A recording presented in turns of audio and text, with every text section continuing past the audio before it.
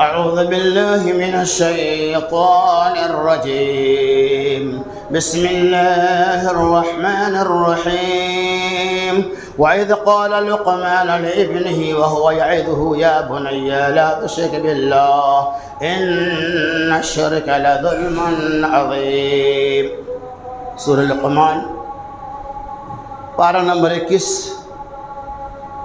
آیت نمبر 13.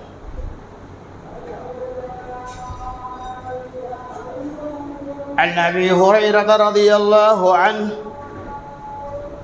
قال قال رسول الله صلى الله عليه وسلم ما من مولود إلا يولد على الفطرة أبواه يهودانه أو ينصرانه أو يمجسانه. رواہ متفق علیہ. ہر قسم کی حمد و ثنا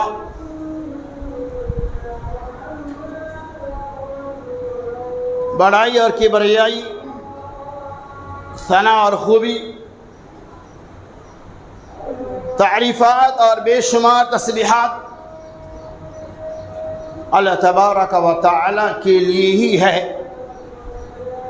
جس رب العالمین کی قبض قدرت میں ساری کائنات اور تمام مخلوقات ہے، جس نے حق و باطل،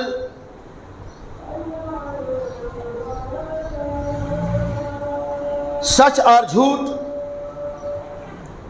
توحید اور شرک، سنت اور بدعت کے اندر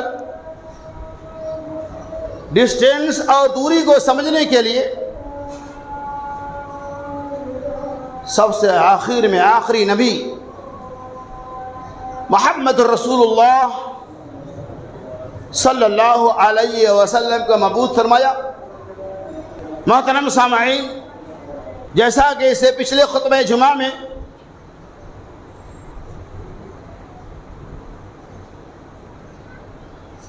تربیت اولاد کی مناسبت سے چند باتوں کی وضاحت کی گئی تھی، انشاءاللہ اسی موضوع کی مناسبت سے آج کے اس خطبہ جمعہ میں بھی دوسری قسط کا آغاز کیا جائے گا.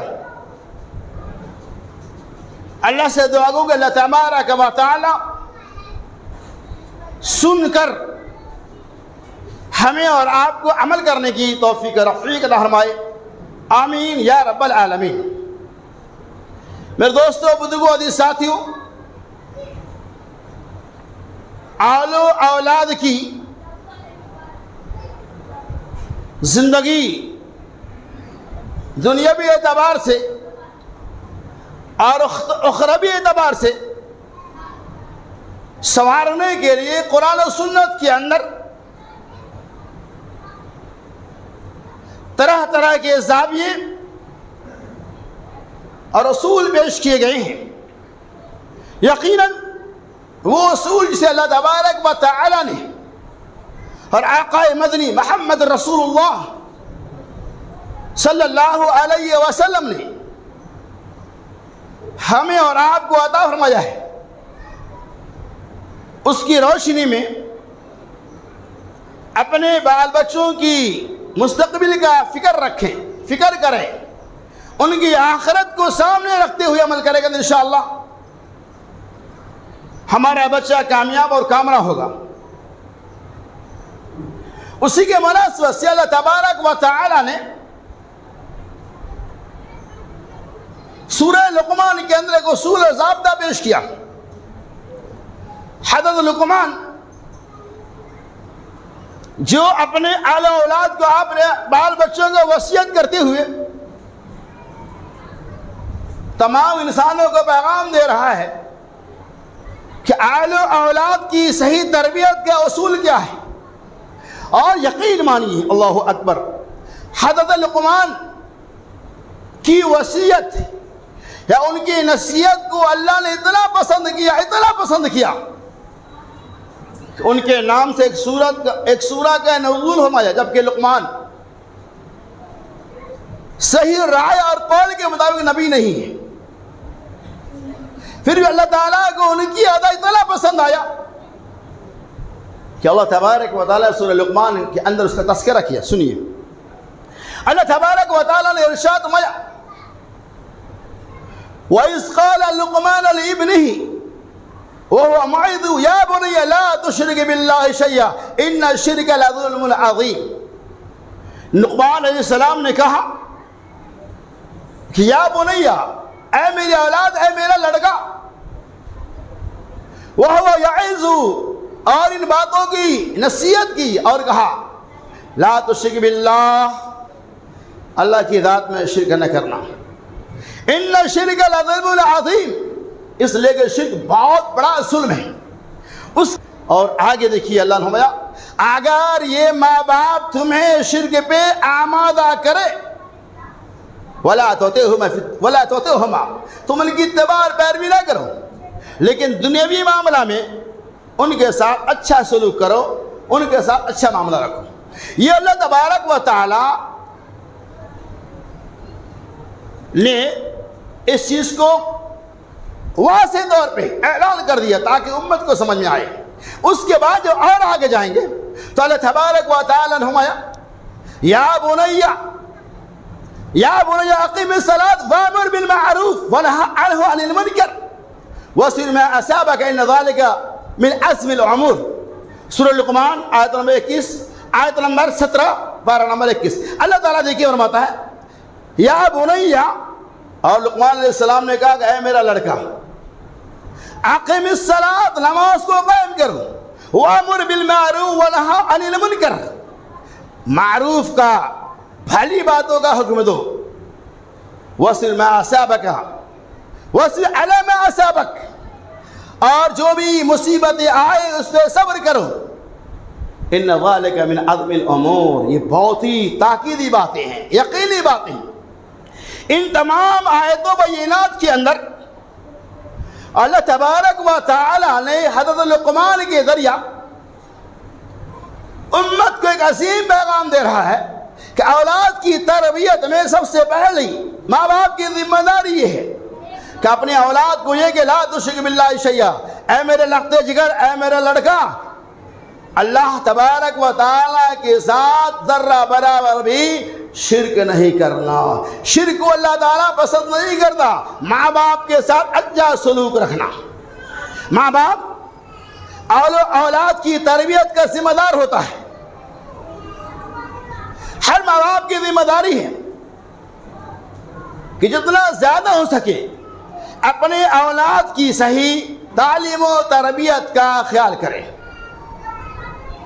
حضرت ابو ہریرہ رضی اللہ تعالیٰ عنہ کہتے ہیں رسول اللہ صلی اللہ علیہ وسلم نے ارشاد فرمایا ما من مولود یولد، کہ ہر بچہ ما من مولود الا یولد الفطرہ، بچے کی پیدائش نہیں ہوتی مگر فطرت اسلام پر. اور دوسری جگہ اللہ کے رسول صلی اللہ علیہ وسلم کل مولود یولد الفطرہ، ہر بچہ کی پیدائش فطرت اسلام پر ہوتی ہے. ہماری کیا کمیاں ہیں اس کی وضاحت اللہ کے رسول صلی اللہ علیہ وسلم صدی زبان کا بیان کرتے ہیں. ابواہ یہودانہ او ینصرانہ او یمجسانہ، بخاری مسلم کی روایت. اس کا باپ اسے یہودی بنا دیتا ہے یا نصارہ بنا دیتا ہے یا مجوسی بنا دیتا ہے. پھر آگے اللہ کے رسول پر جس طرح سے جانور جب بچے کو جنم دیتا ہے تو بچہ بالکل سیدھا سادہ رہتا ہے. اس جانور کا مالک، اس بچے کے مالک اس پیدائشی بچے کے کان میں سوراخ کر دیتا ہے یا کان کو کاٹ دیتا ہے، عیب دار بنا دیتا ہے، لیکن وہ بچہ پیدا تو سیدھا ہوتا ہے جانور کے والا. اسی طرح سے ہر بچہ فطرت اسلام پر پیدا ہوتا ہے، اور وہ جس گھرانے میں، جس خاندان میں پیدا ہوتا اس سے متاثر ہو کر وہی چیز کو فالو کرتا ہے. یہ حدیث بتلا رہی ہے کہ ہر بچہ اسلام پہ پیدا ہوتا ہے، کفر کی حالت میں اس کی پیدائش نہیں ہوتی ہے. دنیا میں آنے کے بعد وہ جس ماحول میں پلتا بڑھتا اور جوان ہوتا ہے اسی ماحول کا اثر اس کے اوپر پڑتا ہے. کیا پتہ چلا کہ ہمارا ماحول اچھا ہونا چاہیے، ہمارا ماحول ہمارے گھر کے اندر اسلامی ڈسپلن والا ہونا چاہیے، ہمارے گھر کا ماحول نمازی جیسا ہونا چاہیے، ہمارے گھروں کے اندر صداقت سچائی ایسا ماحول ہونا چاہیے، ورنہ ہم جھوٹ بولیں گے، بچے بھی جھوٹ بولیں گے۔ اور ماں باپ کی غلطی کیا ہے؟ ماں باپ بچوں کو جھوٹ بولنے کا طریقہ سکھاتے ہیں۔ کوئی آدمی آیا، معاملہ بگڑا، کوئی بات نہیں، آواز سے ابو ہے، موبائل دے دیے، بول دو ابو نہیں ہے، وہ تو سیکھ رہا، ایسا نہیں کرے، جھوٹ ہے۔ آپ کو نہیں بات کرنے جوڑ تو مت اٹھاؤ۔ آپ بچوں کو یہ تعلیم مت دو کہ کہہ دو کہ ابو نہیں ہو، بچہ بولتا ابو نہیں ہے، یہ کس نے سکھایا؟ ماں باپ نے سکھایا۔ یہی سے بچے وہ سیکھتا رہتا ہے۔ کبھی کبھار آپ نے دیکھا ہوگا کہ مسجدوں کے اندر چپل چوریاں ہو جاتی ہے، یا کہیں اور دکان سے مکان سے کوئی بچہ گھر میں لے کر چپل گیا، نئی چپل ہے، اچھا ہے، بہت سارے والدین ایسے، سب نہیں ہیں، اس چپل کو رکھ، بولتا ابھی مت لے کے جاؤ، 1-2 مہینے کے بعد لے کے جاؤ، ابھی لے کے جاؤ گے تو جس کا وہ چھین لے گئی۔ کیا ہے؟ ارے بچے گھر میں چوری کر کے چپل لائے، آپ کو معلوم ہے یہ چوری کی چپل ہے۔ تربیت کا اصول یہ ہے کہ جاؤ جہاں سے لائے ہو وہیں رکھ دو، ہمیں چوری کا مال نہیں چاہیے، بچے کا اثر پڑے گا۔ کبھی کبھار ایسا ہوتا ہے، مدرسے میں بچہ گیا، کسی بچے نے اس کے چپل کو مار دیا، چوری کا ہو سکتا ہے، گھر میں بیچارہ ننگے پیر آیا، ماں باپ بولتے کیا ہوا؟ چپل، کہا کسی بچے نے چرا لیا، بچہ بولتا میں بھی کیا چوری کر لوں گا، ماں کیا بولتی ہاں جاؤ تم بھی چوری کر، ایسا نہیں کہنا چاہیے، چوری کر لیا جانے دو، دوسرا دلا دو بچے کو، یہ مت کہو کہ بدلے میں تم بھی چوری کر کے کل لے آنا، کیا ہوگا؟ یہی اس کی عادت بن جاتی ہے۔ اسی لیے اللہ کے رسول صلی اللہ علیہ وسلم کہ جیسا گھر کا ماحول ہوگا ویسا بچہ بنتا ہے۔ تو ابواہ یہودانہ او ینصرانہ او یمجسانہ، اس کا باپ اسے یہودی بنا دیتا ہے، نصارہ بنا دیتا ہے، مجوسی بنا دیتا ہے۔ اسی لیے بچے کے بارے میں، جس بچے کی پیدائش کسی یہودی نصارہ مشرک کے گھر میں ہوا اور بچپن میں وہ بچہ مر گیا، 2 دن 4 دن کے اندر ہی مرا، اس بچے کے بارے میں ہم کوئی فیصلہ نہیں لے سکتے کہ وہ بچہ جنتی ہے یا جہنمی، واللہ اعلم بالصواب۔ چونکہ بڑے ہو کر وہ بچہ کیا بننے والا تھا وہ اللہ تبارک و تعالی ہی جانتا ہے، صحیح فیصلہ اللہ کے ہاتھ میں۔ کیا پتہ چلا؟ گھر کا ماحول صاف ستھرا ہونا چاہیے، بچوں کو معاشی تربیت نہ دیں۔ اور چلیے آگے، بچوں کے ساتھ ہم خود ہی ناانصافی کرتے ہیں، ہم بچوں کے ساتھ خود بھی ظلم کرتے ہیں، اس کے کئی اصول اور ضابطے آپ کے سامنے انشاءاللہ آئیں گے بالترتیب۔ آپ دیکھیں ماں باپ کی کتنی ناانصافی بچوں کے ساتھ۔ ایک بچہ کسی مکتب میں مدارس اسلامیہ میں پڑھتا ہے، قرآن پڑھتا ہے، اما بارہ پڑھتا ہے، عربی پڑھتا ہے، اس بچے کے لباس اور پوشاک کے دیکھو ماں باپ توجہ، الا ماشاءاللہ سب نہیں۔ آج جو بچے اسکول جاتے ہیں وقت پہ انہیں بھیجنا ہے تو بھیجنا ہے، اور عربی کا اس کے کوئی توجہ، یہ بھی خیانت ہے۔ ہمارے بچے مجھے صاحب 9:30 بجے آئیں گے، کیا بھائی صبح میں 8 بجے بھیجو؟ نہیں، وہ نہیں اٹھتے، صبح اسکول کے لیے اٹھ جاتا ہے، عربی کے لیے نہیں اٹھے گا، تو کیا ہوگا؟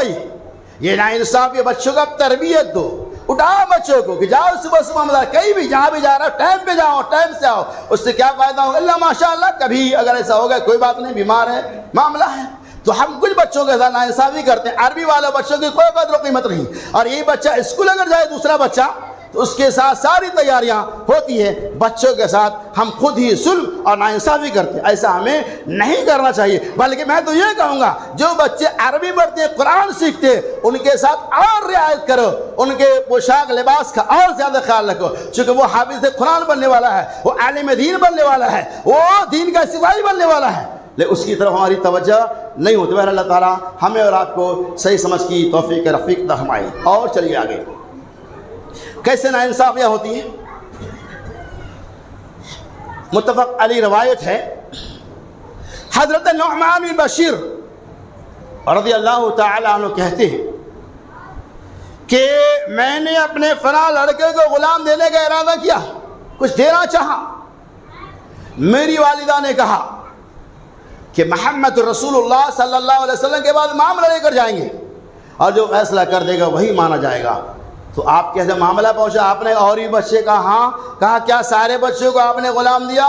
کہا نہیں، کہا یہ بچوں کے ساتھ ظلم ہے، ناانصافی ہے۔ واتقوا اللہ واعدلوا بین اولادکم، اللہ سے ڈرو اور اپنے اہل و اولاد کے درمیان عدالت کرو، انصاف کرو، ورنہ اللہ تبارک و تعالیٰ کے یہاں وہ بچہ آپ کو پکڑ سکتا ہے۔ تو کیا پتہ چلا کہ بچوں کے درمیان ہمیں انصاف کرنا چاہیے۔ وراثت کا بھی معاملہ جو کتنا بھیانک ہے آج ہم ظلم و تعدی کے شکار ہیں۔ آج مسلمان پوری دنیا میں پیچھے جا رہے ہیں، اس کے ہماری بھی کچھ کمی، اللہ تعالیٰ ہماری کمی کو دور کرے۔ آج وراثت کے معاملہ میں بھی ناانصافی ہے، بہت سارے ماں باپ ایسے ہیں جو اس کی کچھ قیمت سمجھتے ہی نہیں، اس کی کیا اہمیت ہے، اس کا کیا حکم ہے، اس سے کوئی لینا دینا نہیں، سارا سب کچھ لڑکوں کو دے دیا اور لڑکیوں کو غیر۔ ایسا یہ بھی ناانصاف، یہ بہت بڑا ظلم ہے عورتوں کے ساتھ۔ اسلام نے انصاف کا جو تقاضا دیا ہے ہمیں اس کو فالو کرنا چاہیے۔ لڑکا لڑکی سب یہ آپ کی ہے، اور لڑکیوں کے بارے میں جو باضابطہ اللہ کے رسول صلی اللہ علیہ وسلم نے بشارت سنائیے۔ آپ صلی اللہ علیہ وسلم نے ارشاد میں جس نے 2 لڑکی کی پرورش کر دی، تعلیم و تربیت کے ساتھ شادی بیاہ کر دیا، اس کے لیے جنت واجب۔ پوچھا گیا یا رسول اللہ صلی اللہ علیہ وسلم اگر کسی کے پاس 1 لڑکی ہو تو آپ نے فرمایا تب بھی یہی حکم ہے۔ تو لڑکیوں کی پیدائش کے بعد تعلیم و تربیت کے ساتھ پورا انتظام کریں گے تو ان کی پرورش کی بنیاد پر اللہ تبارک و تعالی نے آپ سے جنت کا وعدہ کیا، وہ جنتی ہے۔ تو اس لیے ہم اپنے بال بچوں کے ساتھ ناانصافی نہ کریں۔ کبھی کبھار ناانصافی کی کچھ وجوہات بھی ہوتی ہیں جس کی میں وضاحت کر رہا ہوں۔ عام طور پہ دیکھا جاتا ہے، میں نے پہلے بتایا تھا، بچوں کے بگڑنے میں بسا اوقات ماں باپ کا بھی ہاتھ ہوتا ہے، ہمیں اس کو سمجھنا چاہیے۔ کسی کے پاس ایک صاحب 5 لڑکے ہیں، الحمدللہ ہے، باپ کی ذمہ داری ہے کیا 5 لڑکوں کی تعلیم و تربیت کا خیال رکھنا۔ 1-2 لڑکا ناکارہ نکل گیا اتفاق سے، ممکن ہے ایسا، وہ آپ کو کماتا کھلاتا نہیں، پیسہ نہیں دیتا، تو ہم کیا کرتے ہیں؟ سب نہیں ہے، ایسے والدین ہیں جو 3 بچوں کے نام جو وراثت ہے اپنی زندگی میں ہی لکھ دیتا ہے، بولتا دونوں کو بائیکاٹ کر دیں، میں دونوں کو نہیں۔ یہ ظلم ہے بچوں کے ساتھ۔ آپ سن لیجئے، اگر اس بچے نے آپ کے ساتھ ظلم کیا ہے، یقیناً اس ظلم کا بدلہ اسے ملے گا، اس ظلم کی سزا اس کا رب دے گا۔ آپ کو یہ حق کسی نے نہیں دیا ہے کہ اس کے ظلم کی وجہ سے، ماں باپ کی خدمت گزاری نہ کرنے کی وجہ سے، ماں باپ کو خرچہ نہ دینے کی وجہ سے وراثت سے آپ اپنی اولاد کو شرعاً محروم نہیں کر سکتے ہیں۔ آپ کے نام کی جو وراثت ہے، آپ کے 3 اولاد کی کمائی کا وہ بھائی حقدار نہیں ہے۔ آپ کی جو اپنی اصل کمائی ہے، جس مال کا آپ مالک ہے، 3 اولاد نے کما کے دیا، یہ الگ ٹاپک ہے میرا کہ آج کیوں انتشار، انشاءاللہ کہیں موقع ملا بتاؤں گا، تو اس اولاد کی کمائی میں بھائی کا حق نہیں ہے، لیکن باپ کے نام کی جو وراثت ہے اس میں اس کا برابر کا حق ہے، چاہے وہ آپ کو دے چاہے نہ دے، نہیں دے رہا ہے قیامت کے دن اسے سزا بھگتنا پڑے گا۔ آپ اس کے ساتھ ظلم نہ کریں۔ آج ہم ایسا کرتے کہ نہیں کرتے؟ اللہ تعالیٰ ہمیں اور آپ کو صحیح سمجھ کی توفیق رفیق فرمائے، اور اس طرح کی نازیبا حرکات اور سکنات سے ہم مسلمانوں کو اجتناب کرنے کی توفیق عطا فرمائے۔ اور چلیے آگے۔ عن جابر بن عبد الله رضي الله عنه قال قال رسول الله صلى الله عليه وسلم لا تدعوا على أنفسكم ولا تدعوا على أولادكم ولا تدعوا على أموالكم إلى آخر رواه أبو داود۔ حضرت جابر بن عبداللہ رضی اللہ تعالیٰ عنہ کہتے ہیں رسول اللہ صلی اللہ علیہ وسلم نے ارشاد فرمایا لا تدعوا علی انفسکم، اپنے آپ کے لیے بد دعا نہ کرو، ولا تدعوا علی اولادکم، اور اپنی اولاد کے لیے بد دعا نہ کرو، ولا تدعوا علی اموالکم، اور اپنے مال کے لیے اپنی دولت کے لیے بد دعا نہ کرو۔ کیوں؟ چونکہ ایک گھڑی ایک وقت ایسا ہوتا ہے جو قبولیت کا وقت ہوتا ہے، شاید جس وقت آپ اپنی اولاد کے لیے، اپنے آپ کے لیے، اپنی دولت کے لیے بد دعا کر رہے ہیں، کہیں وہ قبولیت کی گھڑی نہ ہو جائے اور اللہ تبارک و تعالی آپ کی بد دعا کو قبول نہ کر رہے ہیں۔ دوسری حدیث آتی ہے اللہ کے رسول صلی اللہ علیہ وسلم نے ارشاد فرمایا ماں باپ کی دعا اور بد دعا کو اللہ تبارک و تعالی اولاد کی حق میں زیادہ ہی قبول کرتا ہے۔ تو اس حدیث سے کیا پتہ چلا؟ وَلَا تَدُعُوا عَلَىٰ أَوْلَادِكُمْ، موضوع بحث یہ وَلَا تَدُعُوا عَلَىٰ أَوْلَادِكُمْ، اپنی اولاد کے لیے بد دعا نہ کرو۔ کبھی کبھار کیا ہوتا ہے کہ آدمی اولاد سے تنگ آ کر ان کے لیے بد دعا کرنا شروع کر دیتے ہیں۔ یہ اولاد مر جائے، کسی پہاڑ کے اوپر سے کودی مار کے ہلاک ہو جائے، ٹرینوں کے نیچے دب کر کچل دیا جائے، اور بیجا ایسے ایسے الفاظ اپنی اولاد کے بارے میں مائیں اب بسا اوقات بات کرتے رہتے ہیں جو شرعاً جائز نہیں۔ اللہ کے رسول فرمایا آپ عمل کرو حدیث پہ، اگر اولاد بگڑا ہوا ہے تو آپ ان کی اصلاح کرو، ان کے سدھارنے کی کوشش کرو۔ وَلَا تَدْعُوا عَلَىٰ أَوْلَادِكُمْ، اپنی اولاد کے لیے بد دعا نہ کرو، چونکہ آپ کی بد دعا کو اللہ تبارک و تعالیٰ قبول کر لے گا تو اس کی دنیا اور آخرت دونوں برباد ہو جائیں گی۔ اس سے کیا پتہ چلا؟ ہر اولاد کی ذمہ داری ہے کہ اپنے باپ کو کبھی بھی نہ ستائے، اپنے ماں باپ کی نافرمانی نہ کرے، اور اس بات سے ڈرے کہ کہیں اگر اس نے ہمارے حق میں بد دعا کر دیا تو ہماری دنیا بھی بگڑ جائے گی، برباد ہو جائے گی، اور آخرت بھی برباد ہو جائے گی۔ اسی لیے اللہ کے رسول صلی اللہ علیہ وسلم نے ارشاد وَلَا تَدْعُوا عَلَىٰ أَوْلَادِكُمْ، اپنی اولاد کے لیے بد دعا نہ کرو۔ یہ حدیث ہمیں یہ پیغام دیتی ہے ہر ماں باپ کی ذمہ داری ہے کہ اگر اولاد نیک نہیں بنا تو آپ اس کے نیک بننے کے لیے اللہ سے دعا کریں، کوشش کریں آخر دم تک، انشاءاللہ ایک نہ ایک دن آپ کی کوشش اللہ کی توفیق سے رنگ لائیں گی اور بگڑا ہوا بچہ نوجوان سدھر جائے گا، سیدھے راہ پہ آ جائے گا۔ لیکن اگر آپ ان کو چھوڑ دیں گے بے راہ روی تو اور زیادہ بگڑتا ہی جائے گا۔ اسی لیے امام کائنات محمد الرسول اللہ صلی اللہ علیہ وسلم وَلَا تَدْعُوا عَلَىٰ أَوْلَادِكُمْ، اپنی اولاد کے لیے، اپنے بال بچوں کے لیے بد دعا نہ کرو، اور بعض بچوں سے محبت بھی ہونی چاہیے۔ بس اوقات کیا ہوتا ہے کہ آدمی اپنے بال بچوں سے محبت نہیں کرتا، مائیں بال بچوں پہ خرچ نہیں کرتے، باپ خرچ نہیں کرتے، بال لٹاتے ہیں۔ دیکھیے اولاد کی تربیت تو آپ پڑھیں گے تو رونڈے ہو جائیں گے۔ اللہ کے رسول صلی اللہ علیہ وسلم نے اولاد کی تربیت کے لیے گھر کے خرچے کو پورا کرنے کے لیے شوہر کے مال میں چوری کرنے کی بھی اجازت دے دیا ہے۔ اللہ اکبر۔ ابو سفیان رضی اللہ تعالیٰ عنہ کے پاس ایک صحابیہ مقدمہ لے کر جاتے، کہتے یا رسول اللہ سر میرا شوہر بہت بخیل ہے، میرے گھر کا خرچہ پورا نہیں دیتا، بال بچے کی تربیت صحیح نہیں ہو پاتی۔